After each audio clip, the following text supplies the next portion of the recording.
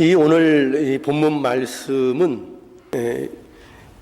이스라엘이 하나님의 의에 이르지 못한 이유, 그 이유가 무엇인가를 밝히고 있는 그런 내용입니다.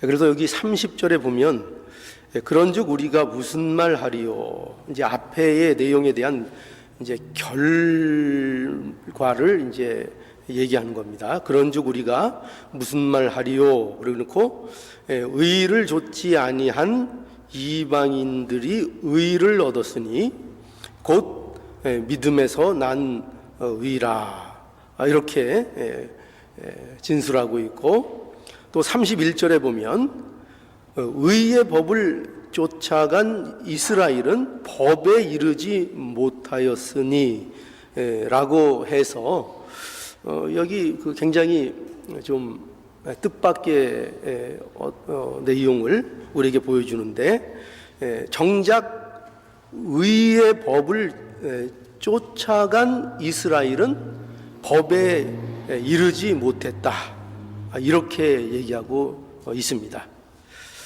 그리고 그 이유에 대해서, 그러니까 어떤 이유인가 하면은 의를 쫓지 아니한 이방인들이 의를 얻었고, 의의 법을 쫓아간 이스라엘은 법에 이르지 못한 그 이유가 뭐냐 하는 것을 이제 32절에 말씀하고 있는데, 어떻게 되어 있는가 하면은 어찌 그러하뇨?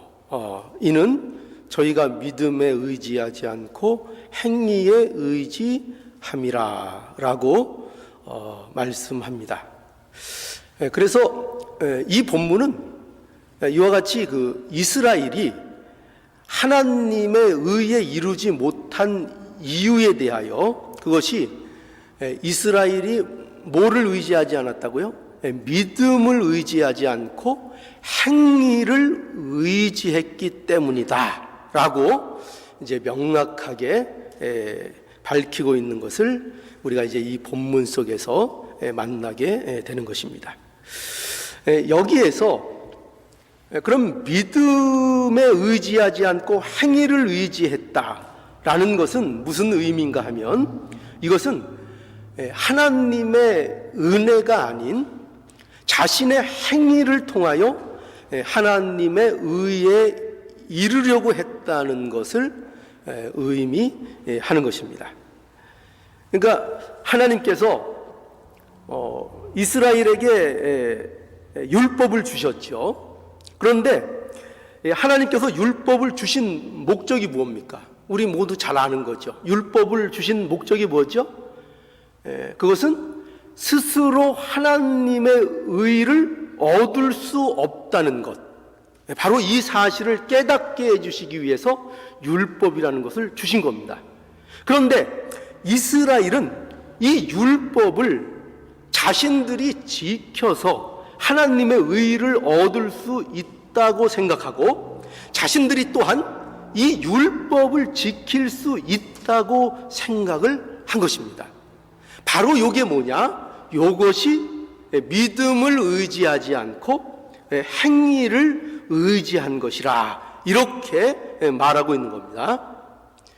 자, 그러니까 보세요. 그러니까 믿음에 의지하지 않고 행위를 의지한다는 것은 이렇게 얘기하고 있는 거예요. 뭐냐면 그것은 예수가 아닌 다른 모든 것을 동원해 가지고 하나님 앞에 나가려는 모든 시도, 그게 바로 행위를 의지하는 것입니다.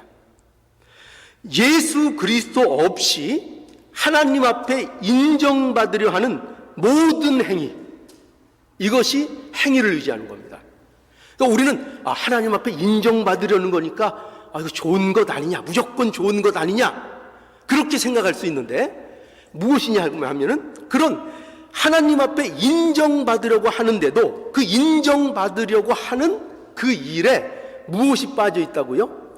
예수 그리스도 없이 하나님께 인정받으려는 모든 행위, 이것은 뭐라고요?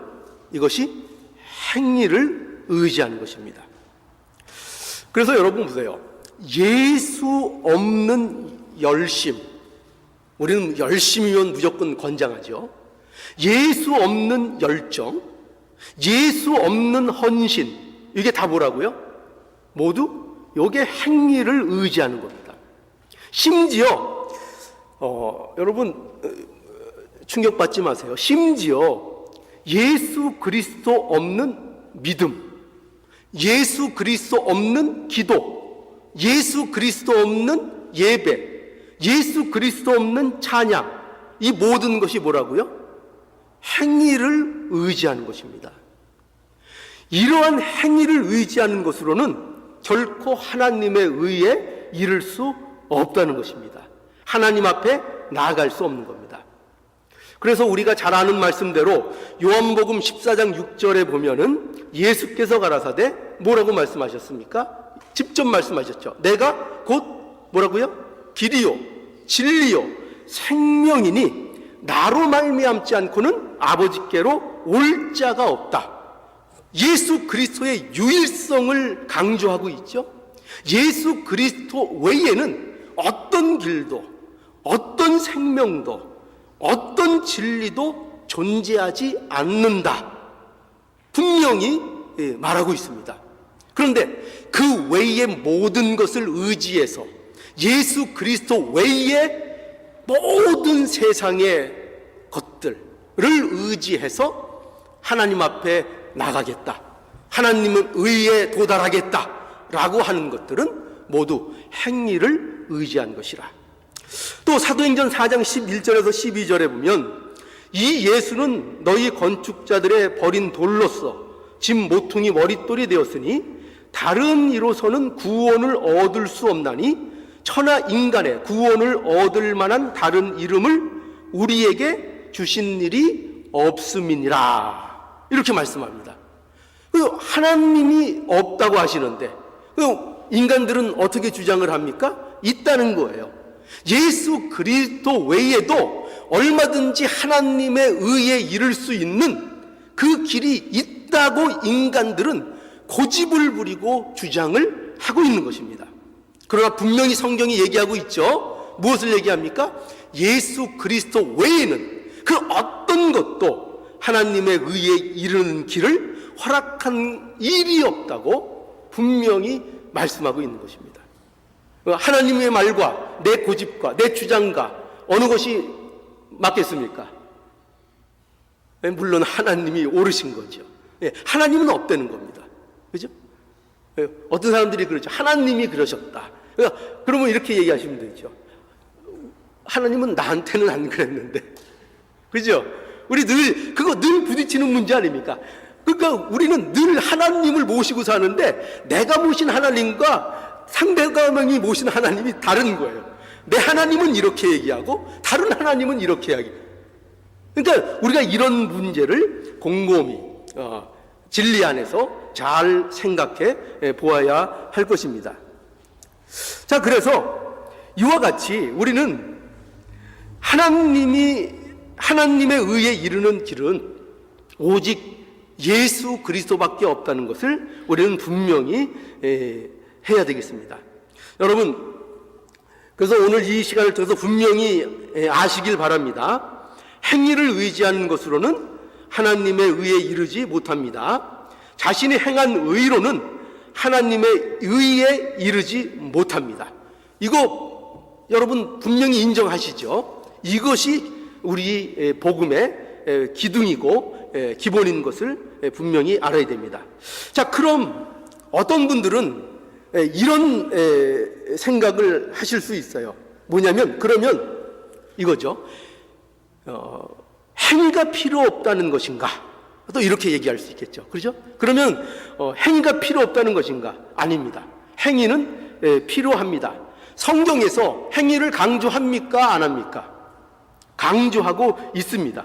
그런데 성경에서 행위를 강조하는 것은요, 어떤 목적으로 이 행위를 강조하는가 하면은 첫 번째는 이겁니다. 첫 번째는 그 행위를 통해서 자신의 연약함을 깨닫게 하는 의미에서 행위를 성경에서는 강조합니다. 그러니까 예를 들어서 이런 거죠. 여러분 잘 아시는 대로 부자 청년이 예수께 나와서 내가 무엇을 해야 영생을 얻을 수 있겠습니까? 라고 물을 때에 예수께서 뭐라고 말씀하셨습니까? 율법을 지키라 그랬어요. 계명을 지키라. 그런데 이 계명을 지키라고 이렇게 말씀하신 이 예수님의 목적은 무엇인가 하면은 그 계명을 지키라는 그 말씀을 통해서 그 청년에게 정말 자기가 지키고 있다고 생각하는 그 율법을 자신이 온전히 지키내지 못하는 존재라는 것을 깨닫게 하시기 위하여 그 명령을 하셨던 거예요. 그런데 그 부자 청년은 어떻게 했다고요? 내가 다 지켰다는 거예요. 다 지켰다는 거예요. 그러나 예수님께서 내 소유를 모두 팔아 가난한 자들에게 나눠주고 나를 따르라 할 때에 그가 그 계명을 온전히 지키지 않았다는 것이 들통이 나버렸죠. 예, 형식적으로는 지켰습니다. 겉모양으로는 지켰습니다. 문자적으로는 지켰습니다. 그러나 그 율법이 도달하게 하기는 그 기준, 율법의 요구에 대해서는 그는 택도 없이 모자른 그 자리에 있었던 것입니다. 그래서 율법을 통해서 우리는 우리의 연약함, 그러니까 우리에게 행위가 강조될 때에 그 행하라, 행위가 필요하다라고 우리에게 강조할 때 그것은 어떤 의미로 우리에게 행위를 강조하고 있다고요? 그 행위를, 그 율법을 지킬 수 있다라는 것으로, 지켜내라는 것으로 요구되는 것이 아니라 그 율법을 통해서 네가 얼마나 하나님의 기준에 부족한 자인가를 깨달으라고 율법을 우리에게 강조하고 있는 것입니다.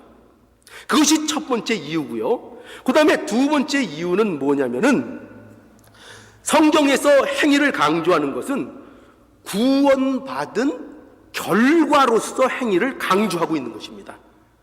그러니까 예를 들어서 야고보서에 보면은 행위에 대한 강조가 굉장히 되어 있죠. 그래서 야고보서 2장 14절에 보면 내 형제들아 만일 사람이 믿음이 있노라 하고 행함이 없으면 무슨 이익이 있으리요? 그 믿음이 능히 자기를 구원하겠느냐? 이런 말씀이 있죠. 분명히 뭐가 강조되어 있죠? 예, 행위가 강조되어 있는 것을 보게 됩니다. 또 7절에 보면은 이와 같이 행함이 없는 믿음은 그 자체가 어떤 믿음이라고요? 죽은 믿음이다. 이렇게 말씀하고 있는 것을 만나게 됩니다. 그런데 여러분, 이러한 말씀은 이런 의미가 아니에요. 뭐냐면 행위가 있어야 구원을 받는다, 그런 의미가 아닙니다. 그런 의미가 아니고 구원받은 자의 삶을 강조하기 위한 말인 것입니다. 즉 구원받은 자가 그가 구원을 얻은 결과로서 행위가 강조되고 있는 말씀이라는 것입니다. 그것은 행위가 마치 구원을 주는 것처럼 이 말씀들이 오해하기 쉬운데 그렇게 오해하면 안 돼요. 안 되고 언제나 성경이 강조하는 것은 행위는, 그 성경이 강조하는 그 행위는 무엇이냐면은 구원을 받았기 때문에 강조되고 있는 것입니다. 구원을 받은 자들에게, 구원을 받은 자가 구원을 받았기 때문에 나오는 열매로서 행위를 강조하고 있는 것입니다. 그러니 여러분, 행위가 중요할까요? 안 중요할까요? 중요하죠. 왜라고요? 구원받은 백성에게 있어서 반드시 열매로서 행위가 나와야 되고 그 행위는 중요한 것입니다. 그것이 얼마나 중요한 것인지 행위가 없으면 그 믿음이 의심을 받습니다. 그 믿음이 죽은 믿음이 아니냐는 의심을 받을 수 있습니다. 그렇죠? 그러므로 행위라는 것은 굉장히 우리의 신앙생활에 있어서 중요한 겁니다. 그러나 오해하지 마시라고요. 뭘 오해하지 마시라고요? 그 행위로 인하여 하나님의 의에 이르는 것이 아닙니다. 여기 32절에 보면 32절 하반절에 여기 이런 대목이 나와요. 부딪힐 돌에 부딪혔느니라 하는 게 나오죠. 부딪힐 돌에 부딪혔느니라. 여기 보면 말씀을 의지하지 않고 행위를 의지하는 자가 부딪힐 돌에 부딪혔다, 이런 얘기입니다. 그러니까 이 돌이 무슨 돌입니까? 이 돌은 예수 그리스도를 말하는 거죠. 예수 그리스도는 산돌이십니다. 그러니 이게 무슨 의미로 우리에게 말씀해 주시는 건가 하면은, 행위를 의지하는 이스라엘은 필연적으로 예수 그리스도와 어떻게 한다고요? 부딪히게 된다는 것을 말씀하고 있는 것입니다. 그래서 여기 33절에 부딪히는 돌, 또 거치는 반석, 이렇게 말씀합니다. 행위를 의지하는 자들에게 예수 그리스도는 어떤 예수 그리스도가 된다고요? 부딪히는 돌이 되고 거치는 반석이 된다는 것입니다. 자, 그러면은 예수 그리스도와 부딪힌다는 게 뭘까요? 예수 그리스도와 부딪힌다는 게 뭘까요? 그거는 이런 의미예요. 뭐냐면, 예수 그리스도와 부딪히는 돌, 거치는 반석이 된다는 것은 행위를 의지하는 자에게 예수 그리스도가요 전혀 매력적이지 않다는 거예요. 전혀 매력적이지 않다는 거예요. 그러니까 누구에게 예수님이 매력적이지 않다고요? 행위를 의지하는 자들에게, 그들에게는 예수 그리스도라는 존재가 전혀 구원을 이루어주는 메시아처럼 보이질 않는다는 거예요. 전혀 그렇게 유익된 존재로 전혀 보이질 않는다는 거예요. 그래서 여러분, 그 민수기 21장 4절을 한번 보면은, 한번 볼까요?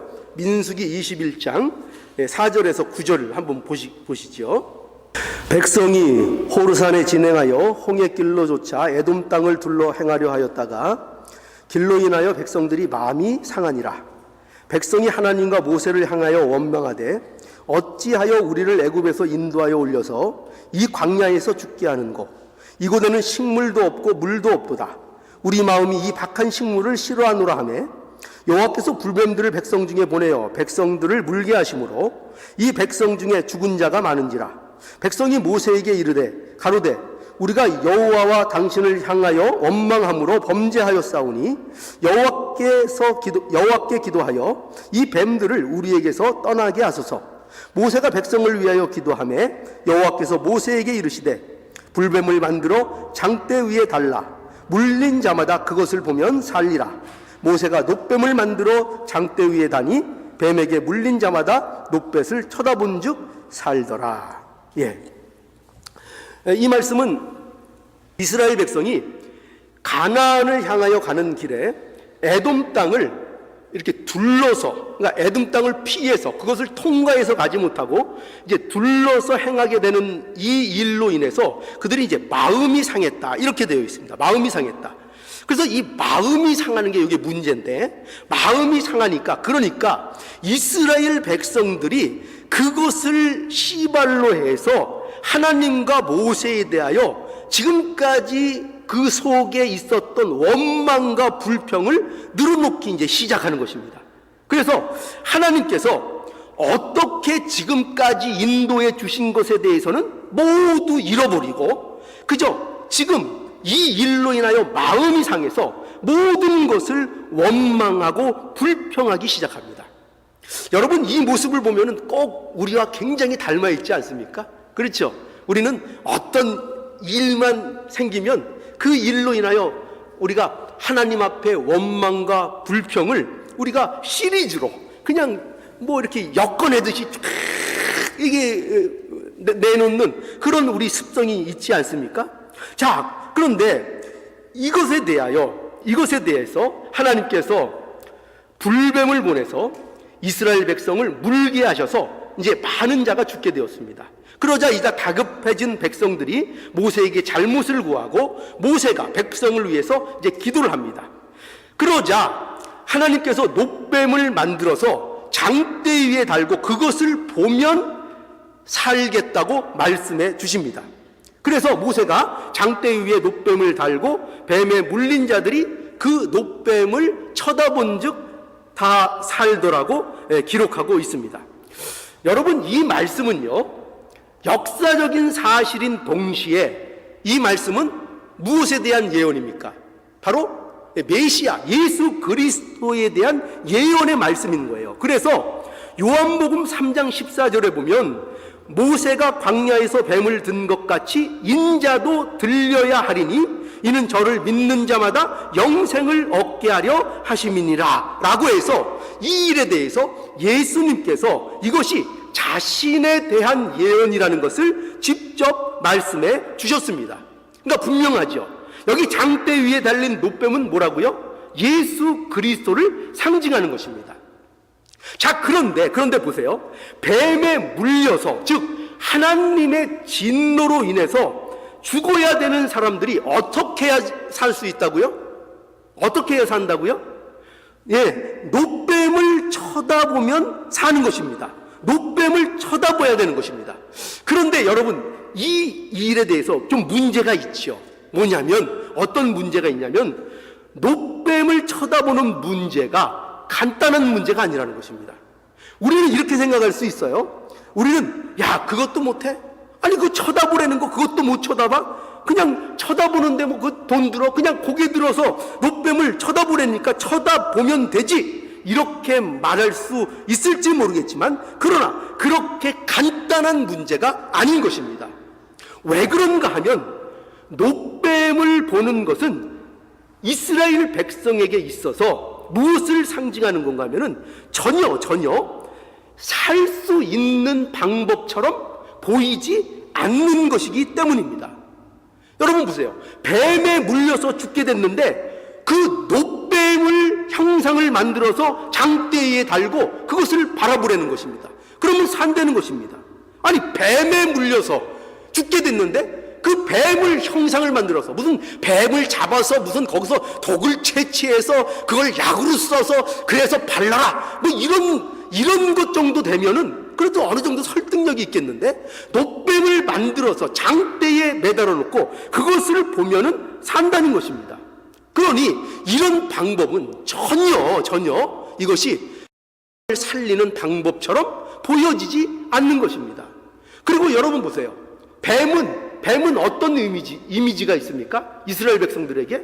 예, 인류가 타락할 때에, 아담이 범죄할 때에 뱀을 통하여 사단이 역사했던 그런 일들이 있습니다. 그러니 뱀에 대한 이미지가 좋을 수 없습니다. 또한 유대인들이 욕 중에 심한 욕이 뭘까요? 오늘날은 멍멍이를 얘기하는데 옛날엔 뭘 얘기해? 이 독사, 그죠? 이 독사의 자식들아, 이게 아주 심한 욕이라 이거죠. 에? 독사의 자식들아. 그런데 그렇게까지 유대인들은 신약시대에서 그 정서가 있는 것인데, 그런데 뭐를 매달았다고요?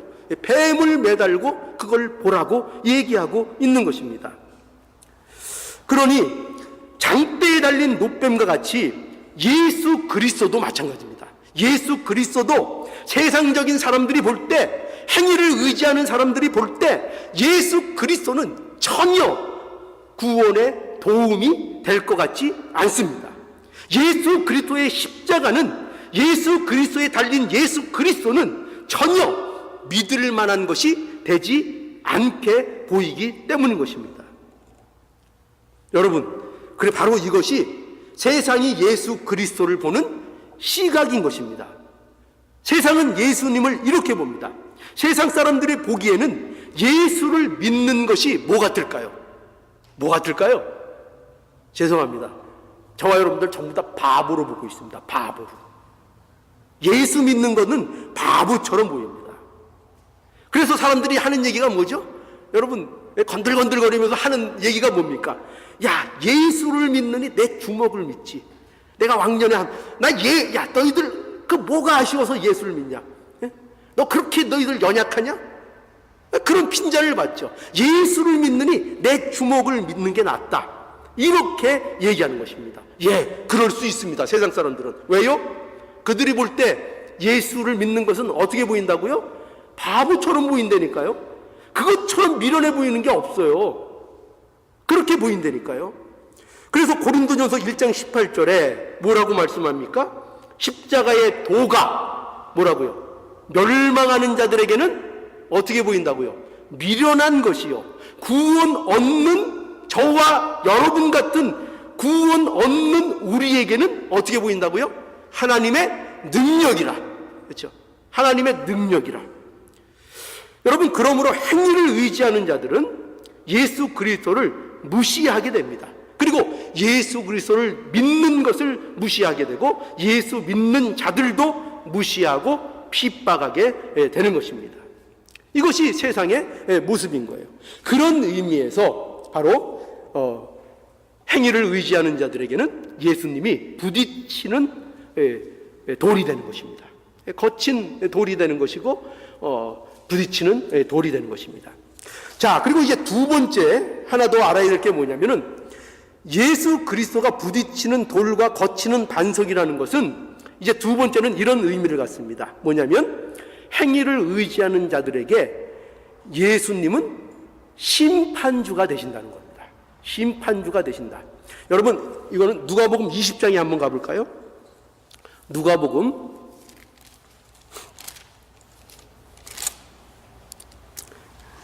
20장 9절에서 18절 제가 읽겠습니다. 이 비유로 백성에게 말씀하시되 한 사람이 포도원을 만들어 농부들에게 새로 주고 타국에 가서 오래 있다가 때가 이름에 포도원 소출 얼마를 바치게 하려고 한 종을 농부들에게 보내니 농부들이 종을 심히 때리고 거저 보내었거늘 다시 다른 종을 보내니 그도 심히 때리고 능욕하고 거저 보내었거늘 다시 세 번째 종을 보내니 이도 상하게 하고 내어 쫓은지라. 포도원 주인이 가로되 어찌할꼬 내 사랑하는 아들을 보내리니 저희가 혹 그는 공경하리라 하였더니 농부들이 그를 보고 서로 의논하여 가로되 이는 상속자니 죽이고 그 유업을 우리의 것으로 만들자 하고 포도원 밖에 내어 쫓아 죽였느니라. 그런즉 포도원 주인이 이 사람들을 어떻게 하겠느냐 와서 그 농부들을 진멸하고 포도원을 다른 사람들에게 주리라 하시니 사람들이 듣고 가로되 그렇게 되지 말아지이다 하거늘 저희를 보시고 가로되 그러면 기록된 바 건축자들의 버린 돌이 모퉁이의 머릿돌이 되었느니라 함니 어찌미뇨 무릇 이 돌 위에 떨어지는 자는 깨어지겠고 이 돌이 사람 위에 떨어지면 저로 가루를 만들어 흩으리라 하시니라. 자, 여러분 보십시오. 이 비유 여러분 재밌는 비유죠. 이 비유는 포도원 농부와 악한 소나 그 농부들에 대한 비유입니다. 여기 한 사람이 포도원을 만들어 가지고 농부들에게 세를 주고 타국으로 이제 떠났습니다. 근데 추수할 때가 되어서 이제 포도원 소출을 받기 위해서 종을 보낸 거예요. 종을 보냈는데 그런데 농부들이 그 종을 심히 때리고 그냥 돌려보냈습니다. 그래서 포도원 주인은 이거 이상하니까 다시 종을 보냈습니다. 그러니 또 심히 때리고 능욕해서 또 그냥 보냈습니다. 또 주인은 세 번째 종을 보냅니다. 그런데 그도 때려 상하게 하고 내어 쫓았습니다. 그래서 이제 이 포도원 주인은 이제 마지막으로 포도원 주인 자신의 아들을 이제 보냅니다. 그러니까 주인의 생각은 이거죠. 그래도 지금까지는 종을 보냈지만 이제 내 아들을 보내면 그들이 분명히 이 아들에 대해서는 다르게 대접할 것이라는 기대를 하고 그 아들을 보낸 것입니다. 그러나 농부들은 이번에는 어떻게 하는가 하면은 이는 상속자니 아예 어떻게 한다고요? 죽여서 그 유업을 우리의 것으로 만들자 하고 그 아들을 아예 죽여버렸습니다. 그리고 이제 주인이 와서 그 농부들을 진멸하고 다른 사람들에게 포도원을 주었다고 말하고 있는 것입니다. 여러분, 이 비유를 들은 이스라엘 백성들의 반응이 재미있죠. 어떤 반응입니까? 이런 이야기, 이 비유를 예수님께 들은 백성들, 즉 이 백성들은 예수님을 대적하는 백성들이에요. 이 백성들이 어떤 반응을 보였는가 하면은 보통 이런 얘기를 들으면 어떤 반응을 하는 게 정상입니까? 여러분 같으면 이런 비유를 들으면 어떤 반응을 보이시겠습니까? 이렇게 하겠죠. 아이, 잘 됐다. 저 악한 농부들, 저 진멸받아 마땅해. 이렇게 생각하는 게 마땅한 거 아니겠습니까? 이게 정상적이죠. 그렇지 않습니까? 그런데 이 사람들이 뭐라 그러는가 하면 사람들이 듣고 가로되 그렇게 되지 말았지어다. 그렇게 되면 곤란하다는 것입니다. 왜 이렇게 얘기할까요? 이런 반응이 왜 있는가 하면은 이 이스라엘 백성들이 느끼는 겁니다. 이 이야기를 통해서 뭘 느끼는 걸까요? 지금 자신들의 얘기를 하고 있다는 것을 느끼는 것입니다. 자신들이 예수 그리스도에 대하여 대적하고 있는 이 사실에 대한 이 비유라는 것을 그들이 느끼고 있는 것입니다. 하나님께서 이스라엘 백성들에게 많은 선지자들을 숱하게 보냈습니다. 그럼에도 불구하고 그들은 하나님의 뜻을 바로 이해하지 못했습니다. 그리고 이제 심지어 그 독생자 예수 그리스도를 보냈는데도 불구하고 알아듣지 못하고 예수 그리스도를 십자가에 죽게 만들었던 것입니다. 그래서 이러한 이스라엘 백성에게 예수님께서 어떻게 여기 말씀하시는가 하면은 17절에 저희를 보시며 가라사대 그러면 기록된 바 건축자들의 버린 돌이 모퉁이의 머릿돌이 되었느니라 함이 어찌민요 무릇 이 돌 위에 떨어지는 자는 뭐라고요? 깨어지겠고 이 돌이 사람 위에 떨어지면 저로 가루를 만들어 흩으리라 하시니라고 말씀합니다. 무슨 말씀이죠? 명확하죠. 이 말씀은 모퉁이의 머릿돌이 되시는 예수 그리스도께서 행위에 의지하는 자들에게는 뭐로 역사하신다고요? 심판주가 되신다는 겁니다. 이 돌 위에 떨어지는 자, 즉 예수 그리스도를 거부하는 자들은 이 돌로 인해서 깨어짐을 당한다는 것입니다. 심판을 받는다는 것입니다. 이 돌이 이 사람 위에 떨어질 때에 그 사람들은, 즉 예수 그리스도를 거부하고 행위를 의지한 그 자들은 모두 심판으로 인하여 멸망되어지고 흩어지는 이 심판을 받게 되어진다는 것입니다. 여러분, 이와 같은 내용을 통해 우리는 이제 분명히 이 사실을 알 수 있어요. 이스라엘의 실패가 그들의 믿음을 의지하지 않고 행위를 의지했기 때문이라는 사실을 우리는 이 말씀을 통해서 분명히 증거받았습니다. 행위를 의지하는 자들은 예수님을 거부하는 자들이고, 예수님을 거부하는 자들은 예수님과 반드시 어떻게 하게 된다고요? 부딪히게 됩니다. 부딪힌 결과가 뭐라고요? 멸망을 받게 되는 것입니다. 그러니 우리의 구원은, 우리가 하나님의 의에 이르는 것은 오직 모퉁이 머릿돌이 되시는 예수 그리스도를 믿음으로 얻는다는 이 진리를 우리는 이 말씀을 통해서 다시 한번 분명히 하도록 바울이 이 말씀을 허락하고 있는 것입니다. 자, 그런데 여러분, 여기서 이제 마지막으로 하나를 강조하죠. 뭐냐면 이러한 사실들, 즉 지금까지 증거한 이러한 사실들은 우리가 구원을 이루어 나가는 일에도 긴밀하게 연결이 되어 있다는 것입니다. 우리는 행위를 의지하지 않고 믿음으로 말미암아 구원을 얻습니다. 우리는 믿음으로 받습니다.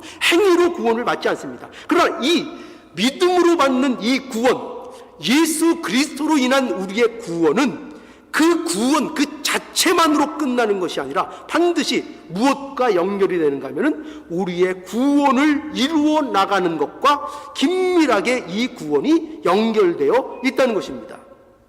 우리가 구원을 이루어가는 일에 있어서 오해하고 있는 것이 뭐냐 하면 행위 그 자체가 구원을 이루게 한다고 하는 그런 생각입니다. 여러분, 제 설명을 잘 이해하셔야 돼요. 행위는 구원받는 자에게 강조되어야 하는 것입니다. 행위는 분명히 강조되어야 하는 것입니다. 그래서 믿음이 있다면 행위가 있어야 그것이 정당한 믿음의 모습입니다. 이해하시죠? 행위가 있어야 정당한 믿음의 모습이라고 얘기할 수 있습니다. 그런데 중요한 건 뭐냐? 오늘 여기서 꼭 우리가 알고 넘어가야 되는 건 뭐냐면 그 행위 자체가, 그 인간의 행위 자체가 구원을 이루는 것이 아니고 그 행위를 통하여 그리스도가 구원을 우리에게 이루어 나가신다는 것을 알아야 됩니다. 예수 그리스도께서 우리에게 구원을 이루어 나가시는 것이지 행위 그 자체 때문에 우리의 구원이 이루어지는 것이 아니라는 것입니다.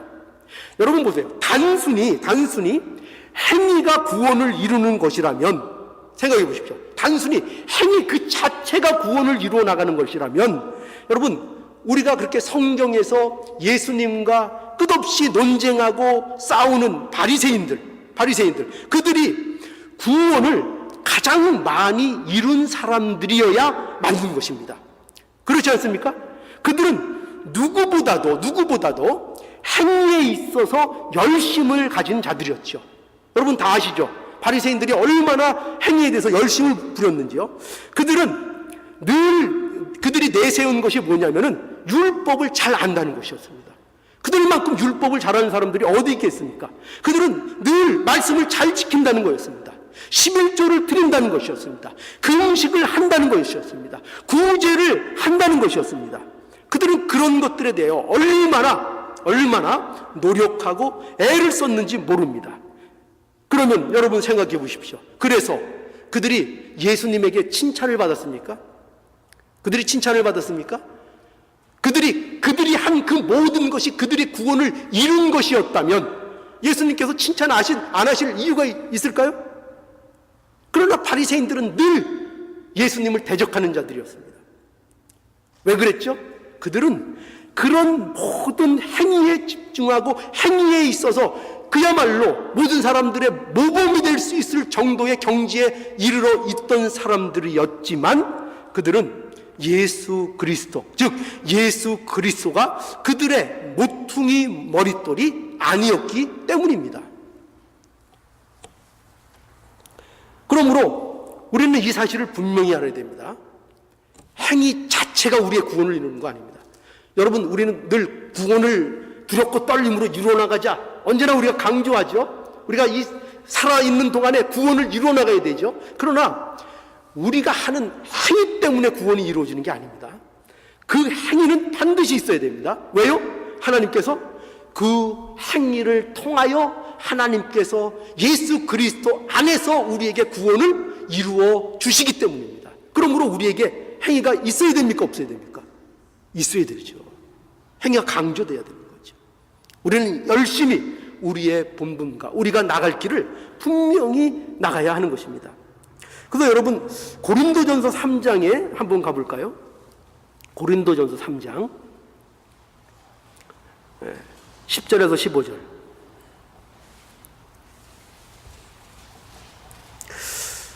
내게 주신 하나님의 은혜를 따라 내가 지혜로운 건축자와 같이 터를 닦아두매 다른 이가 그 위에 세우나 그러나 각각 어떻게 그 위에 세우기를 조심할지니라. 이 닦아둔 것 외에 등이 다른 터를 닦아둘 자가 없으니 이 터는 곧 예수 그리스도라. 만일 누구든지 금이나 은이나 보석이나 나무나 풀이나 집으로 이 터 위에 세우면 각각 공력이 나타날 터인데 그날이 공력을 밝히리니 이는 불로 나타내고 그 불이 각 사람의 공력이 어떠함을 시험할 것임이니라. 만일 누구든지 그 위에 세운 공력이 그대로 있으면 상을 받고 누구든지 공력이 불타면 해를 받으리니 그러나 자기 구원은 어때? 불 가운데 얻은 것 같으리라. 여기 보면은 이 말씀은 우리가 구원을 이루어 나가는 것에 대하여 우리가 예수 그리스도 터 위에 건물을 세우는 것과 같다는 것을 우리에게 말씀해 주고 있습니다. 즉, 터 위에 금, 은, 보석으로 세우고 어떤 사람들은 그 터 위에 나무와 풀과 집으로 세우는 것입니다. 그런데 이 세운 것을 무엇으로 하나님께서 시험하시는가 하면 불로 시험하십니다. 불이라는 것은 하나님의 말씀을 의미합니다. 그러니 터 위에 세운 것들이 무엇으로 시험당하고 무엇만 남는가 하면 하나님의 말씀대로 된 것만이 남는 것입니다. 이것이 구원을 이룬 것입니다. 그러니까 우리가 구원을 이룬다 할 때 그 구원을 이룬 거는 뭐만 구원을 이룬 것이냐 하면 우리가 뭐 열심히 했다, 뭐 열정을 부렸다, 헌신을 했다, 거기에 집중이 있는 것이 아니라 하나님의 말씀대로 순종한 것만 구원을 이룬 것으로 남게 된다는 것입니다. 구원을 이룬 것으로 남게 된다는 것입니다. 그러니 여러분, 중요한 건 뭐냐면 여기에서 우리에게 강조한 것이 뭐냐면은 이것이 구원을 이루는 것인데, 그런데 이 구원을 이루는 일의 시작이 어디냐? 시작이 어디죠? 이 구원을 이루는 일의 출발점이 어디입니까? 터죠, 터. 예수 그리스도라는 터입니다. 그 터가 있고 그 다음에 금이냐 은이냐 보석이냐 나무냐 풀이냐 집이냐는 것은 2차적인 문제입니다. 2차적인 문제고, 중요한 건 뭐냐면 터로부터 출발했느냐. 그렇죠? 터로부터 출발해서 거기에다가 이제 금과 은과 보석으로 집을 세우느냐, 아니면 나무와 풀과 집으로 해서 하나님의 말씀에 심판이 있을 때 홀딱 타버리느냐, 남는 게 하나도 없는 그런 신앙을 갖느냐 하는 그런 문제가 있는 것입니다. 그러니까 여기서 뭐를 제가 강조하고 있다고요? 네, 어디로부터 구원이 시작되고 있는가를 보라는 것입니다. 에베소서 2장 20절로 22절에 보면 너희는 사도들과 선지자들의 터 위에 세우심을 입은 자라. 그리고 예수께서 친히 모퉁이 돌이 되셨느니라. 그 안에서 건물마다 서로 연결하여 주 안에서 성전이 되어가고 너희도 성령 안에서 하나님의 거하실 처소가 되기 위하여 예수 안에서 함께 지어져 가느니라. 여기는 어떻게 우리 성도들을 비유하고 있습니까? 우리를 성전이라고 얘기하고 있죠. 그렇죠? 저와 여러분들이 성전입니다. 저와 여러분들이 교회입니다. 교회. 그런데 이 성전은 예수 그리스도를 믿을 때에 하나님의 성전이 되는 겁니다. 1차적으로. 그렇죠? 예수 그리스도를 믿을 때에 우리는 모두가 하나님의 성전이 1차적으로 되는 겁니다. 그런데 그것으로 끝나는 게 아니죠. 끝나지 않고 그 성전은 또 계속해서 지어져 나가는 성전인 것입니다. 지어져 나가는 성전인 것입니다. 그래서 이 지어져 나가는 것을 뭐라 그런다고요? 구원을 이루어 나간다고 하는 것이죠. 그래서 이 성전이 지어져 가는 것은 모퉁이 머릿돌이 되신 예수 그리스도로부터 시작해서 그와 연결되어 지어져 가는 겁니다. 연결되어 예수 그리스도, 모퉁이 돌이 되시는 그 예수 그리스도와 연결되지 않고는 성전으로 지어져 가는 일이 일어나질 않습니다. 일어나지 않고 반드시 예수 그리스도와 연결되어 지어져 갈 때만 하나님의 성전으로 지어져 가는 것입니다. 그것이 계속 강조되고 있죠. 그와 연결되어, 예수 그리스도와 그와 연결되어, 서로 연결되어 지어져 간다. 예수님을 중심으로 해서 서로 연결되어 주 안에서 성전이 되어가고 주 안에서, 그렇죠? 주 안에서 함께 지어져 가는 것입니다. 그러니까 여러분, 구원을 이루어 나간다는 것은 바로 이 예수 그리스도와 연결됨으로 말미암아 예수 그리스도 대신 그 모퉁이 돌을 시작점으로 하는 것으로 말미암아 우리의 구원이 이루어져 나가는 것입니다. 그 시작을 통해서 우리가 하나님 앞에 기도하고 하나님 앞에 예배드리고 하나님 앞에 헌신을 하고 할 때 그 모든 것들, 또 우리가 누리는 모든 삶의 여정 속에서 구원이 이루어져 나가는 것입니다. 그러나 아무리 열심을 내고 열정을 내고 헌신을 하는 모습을 갖고 있다 하더라도 이 모퉁이 돌과 연결되어 있지 않으면 결코 하나님의 의에 이루지 못하고 성전으로 지어져 가는 것도 될 수 없다는 것을 분명히 알아야 합니다. 그러니 여러분, 분명히 합시다. 구원을 이루어 나가는 것은 단순히 내가 무엇을 열심히 한다고 되는 게 아닙니다. 단순히 뭘 내가 열심히 한다고 되는 것이 아니고 그 열심과 그 행위는 반드시 예수 그리스도가 우리의 모퉁이 머릿돌이 되신 것으로부터 출발하여 날마다 우리의 그 행위가, 우리의 그 노력함이 예수 그리스도께로 돌아가며 예수 그리스도 안에 있는 자신을 발견하는 것으로 나아갈 때만, 그 일이 이루어질 때만 구원을 이루어 나가는 겁니다. 그러니 여러분, 분명히 하시기 바랍니다. 구원을 이루어 나가는 게 중요하다며요. 그죠? 우리의 일생은 구원을 이루어 나가기 위해서 하나님이 허락하셨다며요. 그렇다면 이 대목을 놓쳐서는 안 됩니다. 이 대목을. 그래서 바울이 이처럼 이 복음에 대한 것을 강조하고 계속 이 칭의와 이 구원에 대해서 이토록 더욱 강조하고 있다는 것을 알아야 할 것입니다. 다시 한번 말씀드립니다. 다시 한번 말씀드려요. 행위는 분명히 중요합니까? 안 중요합니까? 중요합니다. 또 어떤 사람들은 행위 안 중요하다 그러면 안 돼요. 행위는 아주 기독교인들, 그리스도인들이 된 사람들에게는 행위는 굉장히 중요한 것입니다. 그러나 그 행위 자체가 우리를 구원을 이루어주는 것이 아닙니다. 그 행위를 통하여 구원을 이루게 하시는 분은 오직 하나님이시요 예수 그리스도이십니다. 예수 그리스도 때문에 구원받았고 예수 그리스도 때문에 우리 구원이 이루어져 나가는 것입니다. 이 사실을 명심하셔서 언제나 내가 예수 그리스도 안에 거하고 있는 그 모습으로 살아가고 있는 그 모습이 되고 있는가를 언제나 말씀을 통해서 점검하고 그 자리로 돌아갈 수 있는 저와 여러분들의 모습이 되셔서 이 구원을 이루어 나가는 일이 결코 하나님 앞에 헛된 일이 되지 않는 일로서 우리에게 날마다 이루어지기를 간절히 바랍니다.